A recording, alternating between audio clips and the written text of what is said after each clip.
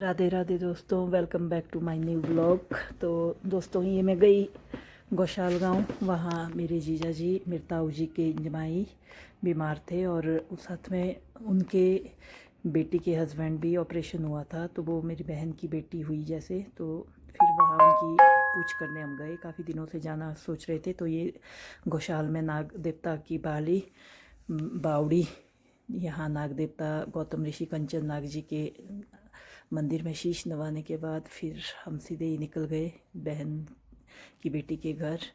तो जब वहाँ पहुँचे तो मेरी नाग वाली बहन ऑलरेडी पहले ही पहुँच चुकी थी।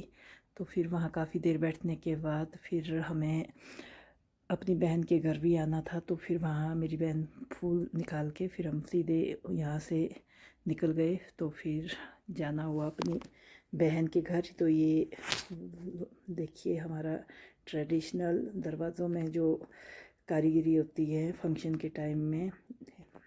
तो ये पहुँचे हम बहन के घर में। ये भांदल माता का दरबार है। यहाँ से सभी नाग देवताओं की उत्पत्ति मानी गई है। तो सभी नाग देवी देवताओं की माता श्री भांदल माता जी का यहाँ मंदिर है। तो ये मेरी बहन।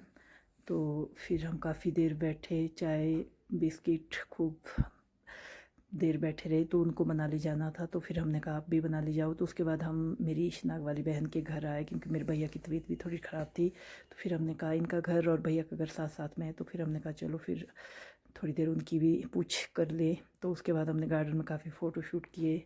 मेरी बहन का गार्डन बहुत अच्छा है। तो हम जब भी जाते हैं तो हर कोई वहाँ फ़ोटो खींचने के लिए उत्सुक रहता है। तो जब मैं रात को आई तो दार्शिका ने दांत निकाल दिया। इसको दर्द भी नहीं होती है, ये बहुत स्ट्रॉन्ग है। तो ये इसके लिए जोक ही होता है। इसने फट से ज़ोर लगा दिया और दांत हाथ में आ गया। तो आज के लिए इतना ही। मिलते हैं अगले न्यू ब्लॉग में। धन्यवाद। राधे राधे।